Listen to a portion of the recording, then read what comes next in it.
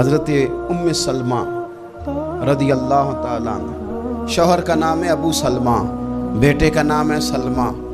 کہتی ہیں میں، میرا شوہر، میرا بیٹا، تینوں، چھوٹا بیٹا میرا، ہم نکلے مکہ مکرمہ سے مدینہ طیبہ جانے کے لیے۔ ایک کی بیٹا ہے، خاندان جمع ہے، شوہر کی گود میں بیٹا، اونٹ کے پیچھے میں۔ فرماتی ہیں مدینے کی سرحد آ گئی تو میرے میکے والے آ گئے، کہنے لگے ابو سلمہ نہیں لے جانے دیں گے مدینے اپنی بیٹی کو۔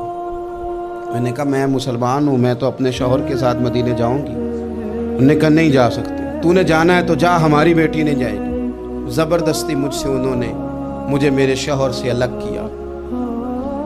کہتی ہیں پھر میرے شوہر کے قبیلے والے آ گئے، وہ کہنے لگے اگر تم اپنی بیٹی کو نہیں نہ جانے دیتے تو یہ جو ہمارا پوتا ہے یہ ہماری نسل ہے، تمہارا نہیں، اسے ہم نہیں جانے دیں گے۔ وہ بچہ اپنی طرف کھینچتے تھے، میں اپنی طرف کھینچتی تھی، مدینے کی سرحد پہ۔ یہ جھگڑا زمین کے لیے نہیں ہو رہا، مکان کے لیے نہیں ہو رہا، حضور کے مدینے جانے کے لیے ہو رہا، حضور کے مدینے جانے کے لیے ہو رہا، مدینے جانے کے لیے ہو رہا۔ لنگ کئی مہینے تے برس گئے تے تیری دید نو دیدے ہی ترس گئے۔ انہوں نے بچہ کھینچا، میں نے اپنی طرف کھینچا، میرے بچے کا بازو اتر گیا۔ فرماتی ہیں میرے شوہر مدینے چلے گئے، بیٹا میرا میرے سسرال والے لے گئے، مجھے میکے والے لے گئے۔ آج بھی کچھ سیانے بندے کہتے ہیں اس کو نکال دو اور بچے چھین لو۔ ان کا بھی خیال تھا کہ بیٹا لے جائیں گے نا تو ابو سلمہ بھی مدینے سے واپس آ جائے گا، یہ بھی واپس آ جائے گا۔ او یار، اتنا بڑا بھی ظالم کوئی نہیں ہوگا جو ماں باپ سے بچے جدا کرے۔ فرماتی ہیں کہ وہ لے گئے چھین کے، میں میکے چلی گئی۔ لوگ روٹی کھاتے تھے، میرے حلق سے نہیں گزرتی تھی۔ زمانہ سویا کرتا تھا، میں سو نہیں پاتی تھی۔ بیٹا کہاں، شوہر کہاں، میں کہاں۔ ام سلمہ کتنی دیر تکلیف کاٹی؟ جناب ام سلمہ کہنے لگی لوگوں ایک دو دن نہیں، پورا سال بیت گیا، پورا سال، پر جے سونا ہی میرے دکھ وچ راضی، جے سونا ہی مارو مارو مینو مار مکاؤ، میں کوئی عذر نہ پیش لے آواں، او جے سونا ہی میرے دکھ وچ راضی، پھر سکھ نو چلے ڈاواں۔ فرمایا سال بیت گیا، لوگ صبح اٹھ کے کام کاج پہ لگ جاتے، کپڑے بدلتے، ڈیوٹیاں کرتے، اور میں سویرے اٹھ کے اس جگہ آ جاتی جہاں میرا شوہر اور میرا بیٹا بچھڑا تھا۔ میں سارا دن روتی، آہوزاری کرتی، حضور کے مدینے کی طرف منہ کر کے میں تڑپتی۔ سال بیت گیا، سال، ایک ہفتہ نہیں نکلتا بچوں کے بغیر۔ بڑے بڑے سیانے لوگ پردیس جاتے ہیں تو بچوں کی فوٹو دیکھ دیکھ کے روتے ہیں، لیکن کہتی ہے ماں تھی، بیٹا بچھڑا اور پھر بیٹا بیمار ہو اور ماں سے جدا ہو، کتنی تکلیف کا منظر ہے۔ آپ فرماتی ہیں کہ ایک سال بیت گیا اور میں نے کسی کی منت نہیں کی، میں نے کوئی شکوہ نہیں کیا، اس لیے کہ جس حال میں رب و رسول رکھے۔ یہ حوصلہ، یہ صبر، یہ توانائی، ایک سال کے بعد میرے چچا کا بیٹا میرے پاس سے گزرا، تڑپتے دیکھ کر کہنے لگا میری بہن تو سارا دن روتی رہتی ہے۔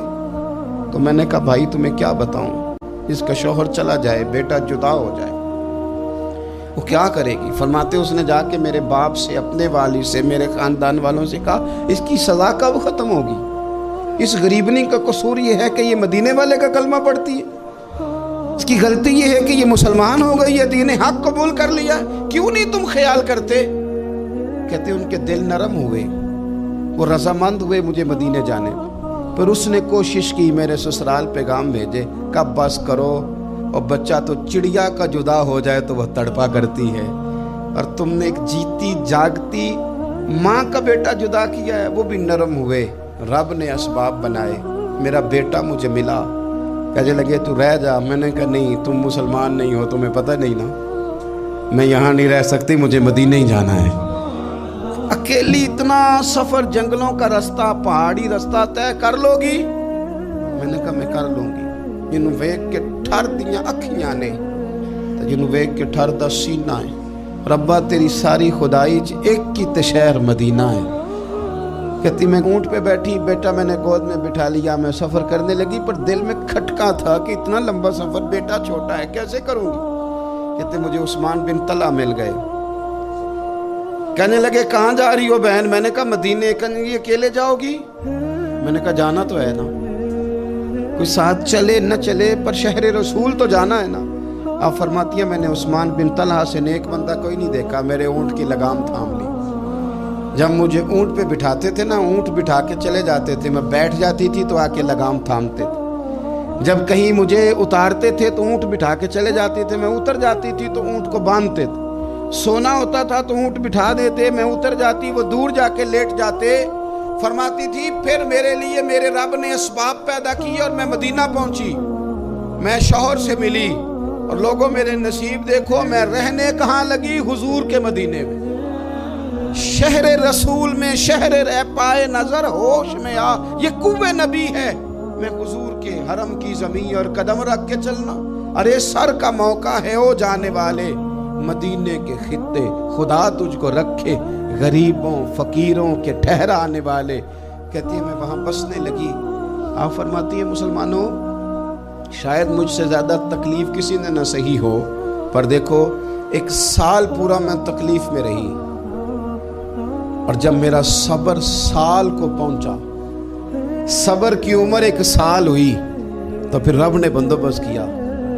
پھر میرے گھر والے بھی نرم ہو گئے، سسرال والے بھی نرم ہو گئے، رب نے میرے آنے جانے کے لیے ایک بندے کا بندوبست بھی فرما دیا۔ پھر میرا شوہر تک بھی میں پہنچ گئی، مجھے مدینہ تو رسول بھی نصیب ہوا۔ 1 سال میں نے صبر کیا تھا، رب نے مجھے مستقل مدینے کا ٹھکانہ عطا فرما دیا۔